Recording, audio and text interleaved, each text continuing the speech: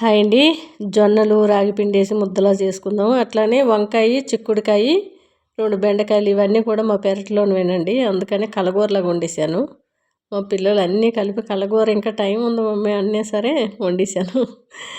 ఇట్లా కుక్కర్లోని వంకాయలు, ఇవి ముళ్ళు వంకాయలు, ఎండు చేపలు వేసి వండితే చాలా టేస్ట్ ఉంటాయి. ఉట్టిగా అయినా బాగానే ఉంది.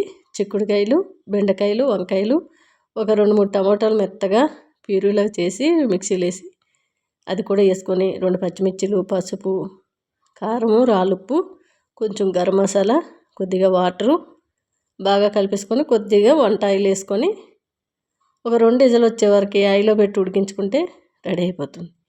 ఇది జొన్నలు మిక్సీలో వేసి రవ్వలా చేశాను.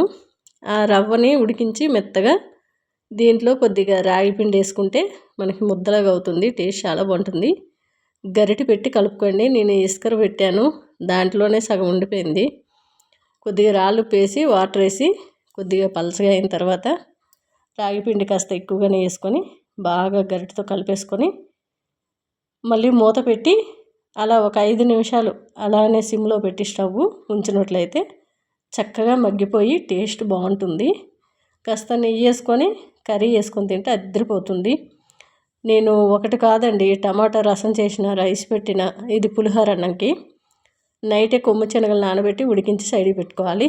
స్టవ్ పైన కళాయి పెట్టుకొని కొద్దిగా ఆయిల్, ఆవాలు, జీలకర్ర, మినపప్పు, శనగపప్పు, ఎండుమిరపకాయలు, పచ్చిమిరపకాయలు, కరివేపాకు, ఉడికించి పెట్టుకున్న కొమ్ము శనగలు, ఇది మామిడికాయ తురుమండి.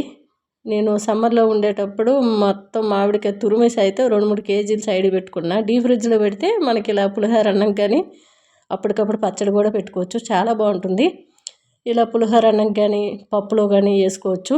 ఎండువి పచ్చివి ఎక్కువ మామిడికాయ ముక్కలు అయితే స్టోర్ చేసుకుంటాను. ఇది కుక్కర్లో రైస్ చల్లగా అయిన తర్వాత ఇలా వేసాను.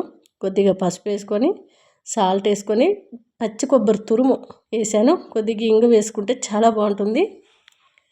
ఒక స్పూన్ వరకు నెయ్యి, అంతేనండి. బాగా కలిపేసుకొని కింద దించేసుకోవడమే. ఒకరికి పులిహోర అన్నం కావాలి, వంకాయ వండితే వంకాయ తినని వాళ్ళు ఉన్నారు, వాళ్ళకి ఆలు ఫ్రై, టమాటా రసం కూడా చేశాను. అద్దరిపోయిందండి. ఏవైనా సరే మార్నింగ్ ఒక 2 గంటల టైము బిజీగా ఉంటుంది కిచెన్ అంతా కూడా. తర్వాత నార్మల్గా అయిపోతుంది అన్నీ సర్దుకోవడం. ఇవ్వండి వంకాయ ఇలా జొన్నలు రాగిల ముద్ద అయితే అద్దరిపోయింది. డైట్లో ఉన్న వాళ్ళకైతే చాలా బాగుంటుంది. నార్మల్గా ఎవరైనా తినొచ్చు. కొర్రలు కూడా ఉడికించి దాంట్లో కూడా రాగి పిండి వేసి ముద్దలా చేసుకోవచ్చు. రైస్ వేయకుండా ఎలా అయినా ముద్ద చేయొచ్చండి. టేస్ట్ అయితే అద్దరిపోయింది. నచ్చితే ట్రై చేయండి.